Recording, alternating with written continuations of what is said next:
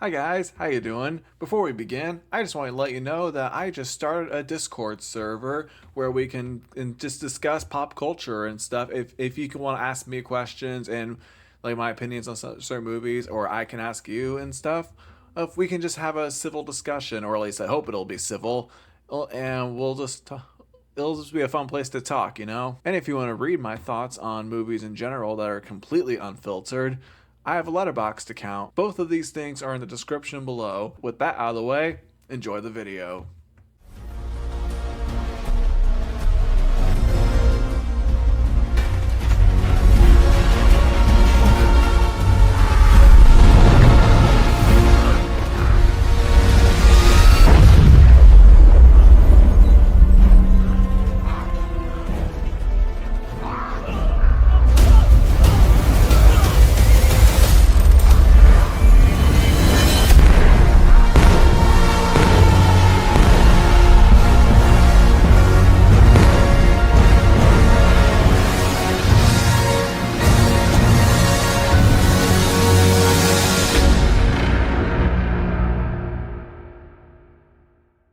47 seconds of logos. Accidentally exposed to retrovirus ALZ-113. Backstory exposition by newscast montage. No, seriously, you are actually frustrating sometimes. This is pretty crucial information that we need to know as we better understand the film's plot. So if you don't want it told to you this way, then what should they have done? You hate narration, you hate reading, you hate exposition in general, so what's the solution? In your head, there is no way for the movies to win. The now famous incident on the Golden Gate Bridge. You mean Godzilla? Or X-Men United? Which famous incident are you talking about? X-Men United? Are you referencing X2? Because the Golden Gate Bridge wasn't in that movie as far as I remember. I think you're thinking of The Last Stand, where Magneto literally lifted the entire bridge. Thunder and lightning indicate something ominous cliché. Jeremy called literally anything a cliché. Andy Serkis isn't winning an Oscar in this scene. Take another sin off, man. He got nominated for this movie, though he was referred to as a Best Supporting Actor for some reason. Like, why? Good to see that the apes have learned basic expositional sign language. How is this exposition in any way? This scene is simply Blue Eyes asking if they should start attacking their prey. Also, why wouldn't they have learned sign language? It's been 10 years since Rise, and judging by the fact that these apes don't talk very often yet, it seems like they prefer to talk to each other through signs. When has a son in a movie ordered to stay ever not wandered away, huh? Sinning a movie for being realistic. Maybe the ecosystem has changed a bit, but a random bear showing up in Northern California after the last known bear was shot and killed there in 1922 seems like you're adding conflict for the hell of it. Ahem. You were saying? Let's face it, the only reason Caesar's kid got scarred is so we'd know which one he is. That's racist. Ape School. Jeremy points things out on the screen, cliché. Why is there one asshole walking far, far ahead of the entire group? Is it so that this guy can panic and shoot one of these apes? That is not a sin. That is a question. Jeremy must learn the difference between questions and sins. They're apes, man. You think they understand what you're saying? Do they look like just apes to you? Yeah, kind of. I mean, their organization is a little scary, but do I think they would understand English if you spoke it to them? It's just like if you ran into a giant group of Germans in the woods. You'd expect them to know English? I'm pretty sure what he's saying is that they shouldn't be able to understand human speech in any way. This guy drops his bag for no damn reason other than the plot. It's not like that thing was sloppily slung on his shoulder and fell off. The guy was holding it. He kind of was scared seeing apes literally talk. Just saying.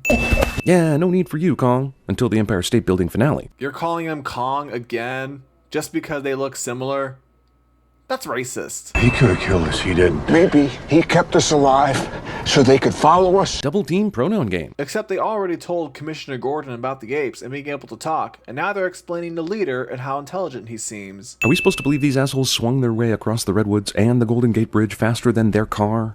And weren't seen? It's a big city. I can buy them running through undetected. But what do you mean, faster than their car? The way you're phrasing this makes it sound like Koba and these apes got here before Malcolm and his team got back to the base. But in the actual scene, we see them park, go inside, and then this shot of the apes looking, making it seem like they have been tailing them this whole time. Okay, they're going into the city. Some are even riding horseback. This must have been quite the scene at the checkpoint near the Golden Gate Bridge. But hey, those guys, am I right? I mean, there was an alarm that went off when they arrived at the base. Also, why are some of these assholes running across rooftops? You basically have to enter the city and say, you know what, I think I'll travel by rooftop. It's more jumpy that way. What does it matter? Maybe some of them just wanted to. They still get to their destination no problem either way. That's a hell of a lot more than Guy with no context for why the number 80 was chosen earlier decides to chastise the other guy for not estimating the hidden amount of apes from a previous scene better. Sirius Black literally asked how many of them there were, and that's the best number Malcolm could come up with at the time. Not to mention these apes arrived here with spears and just staring at them intimidatingly. Clearly they're scared of what might happen. By the way, have I mentioned that Carrie Russell is not my girlfriend in this scene? By the way, have I mentioned this sin is super ironic after the Turning Red video where he chastised someone for sexually objectifying someone? Do not come back. Can we talk about the dam for a second before you leave? Damn it. I just created extra conflict for this movie. Dude, even if Malcolm did bring it up, Caesar would have no idea what he's talking about. That's why when he later goes to ask him about it, he had to show him the dam. And what if it backfires? What if he gets violent? I mean, how do you know that he'll even understand you? Did you not hear Caesar shouting English a minute ago?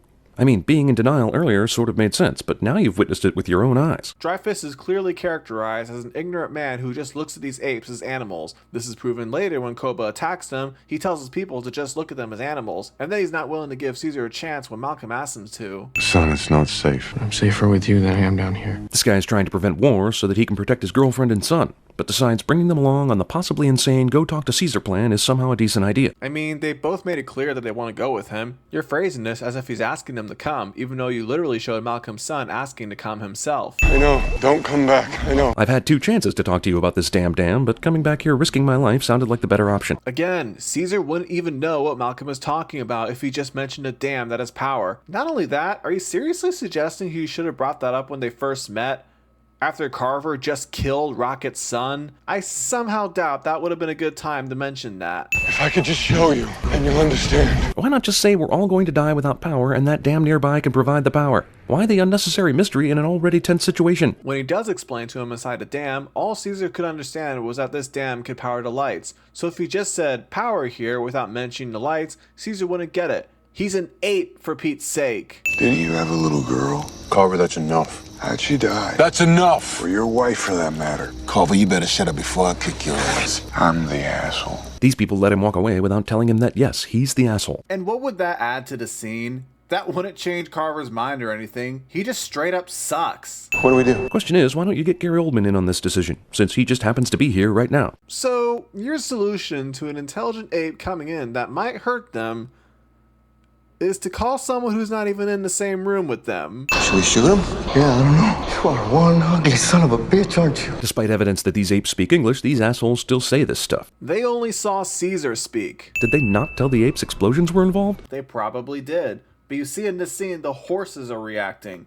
They don't have the ALZ-113 as far as I know. Of course there's a gun in this thing. So many reasons not to let this child run over here in the first place. So many ways of stopping him, but everyone goes momentarily stupid so that this can happen. Carver is the only person who knew this gun was here, and he's currently injured right now. And I don't think he thought this ape would find it. He's pretty prejudiced against them. Human, leave. No! Wow, this is exactly what was said to me after my first sexual encounter. Someone just called you human? What? Also, sudden Caesar's wife is sick subplot is sudden, but thank God, right? How else would the humans curry favor if they didn't bring medicine with them? Sudden? This was already set up earlier when Malcolm and his team first arrived and they went to bed. Apes just take Malcolm up to Caesar's palace, no problem. Because he's their leader? And I doubt he wants to leave his sick wife anyway. Isn't it sort of dumb to talk about such things in the communal ape gathering place while using sign language? What, do you think they should have said this stuff out loud? Koba doesn't want Caesar to know yet, so using sign language is a smarter move. Okay, if these assholes weren't idiots and weren't completely drunk and had even 20% of the normal reaction these afraid of apes San Francisco humans have demonstrated so far, none of the rest of the movie could happen. Jeremy, they were afraid. You cut out the earlier moments from this scene where Koba came in, they kept telling him to leave, and then Koba tricked them by acting all playful, which brought their guard down. What the hell's wrong with you? I thought we told you to go home! No! No! Go! Well, you understood that, didn't you? Yeah. Oh, hey, hey, hey.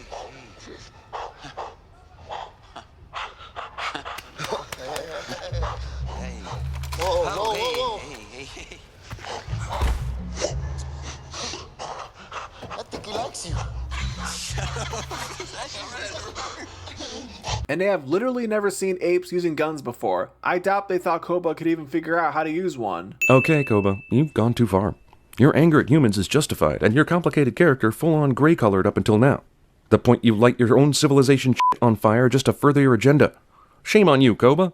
I've half a mind not to give you any monkey treats tonight. This has always been Koba's character. You mentioned his anger at humans is justified, but he also wants revenge. He's been telling Caesar all movie that he wants to fight back, especially after what they did to him in the laboratory. But the fact that Caesar's been giving these humans chance after chance frustrates Koba, and he even accuses Caesar of loving humans more than his family. Now, since Caesar is unwilling to fight, Koba is taking drastic measures by killing him, burning their village, and framing the humans for it.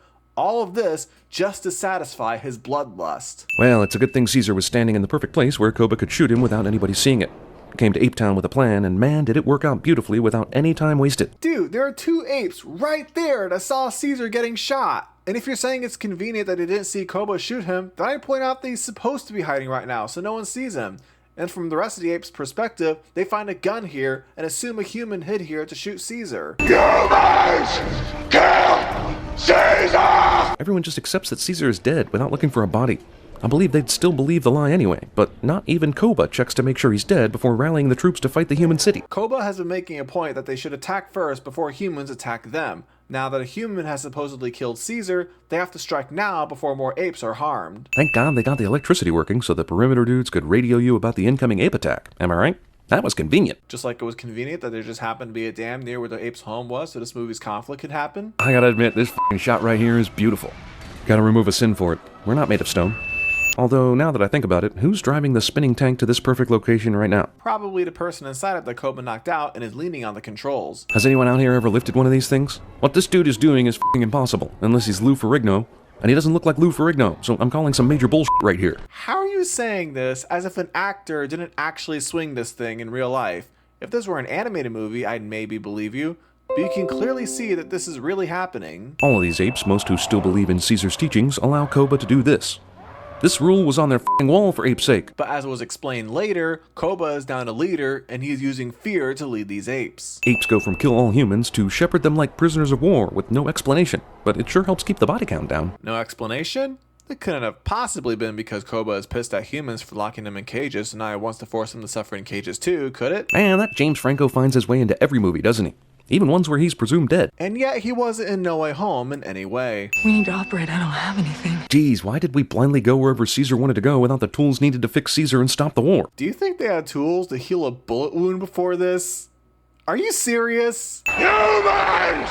You ape prisoner now! Like Bane in The Dark Knight Rises, these apes are still taking prisoners they simply do not need. Again, Koba wants humans to suffer the way apes have suffered under humans. He's not just a simple killer. It actually makes more sense than Bane in The Dark Knight Rises. Extraordinary set of circumstances allow this guy to stay unseen by apes. I don't care enough to respond to this sin. Instead, I want to point out that you wrote the word curious in the subtitles, but then didn't say that word out loud. Camera movement is reliable in telling you that there's probably a bad guy just around the corner that he's not seeing cliché. Fortunately for Malcolm and the plot, the ape that spots him hiding is Caesar's conflicted son, so all is good for the intended plot. Carry on. Jeremy points things out on the screen cliché. Look, I get it. He thinks humans did this, but does it not occur to him that these particular humans definitely didn't hurt him? And they wouldn't have taken him all the way here to give him medical attention? That doesn't change the fact that he was still shot by a gun, and he doesn't know that Koba was the one who was holding it. I guess these apes evolved crying in 10 years. Did becoming intelligent mean their physiology changed? Yeah? I mean, these apes are flippin' talking. You think they only became intelligent? How is he? We'll see. First, I should probably wash this blood off my hands. But since I'm already here, what the hell? Let's talk about things. Jeremy yells at the screen cliché.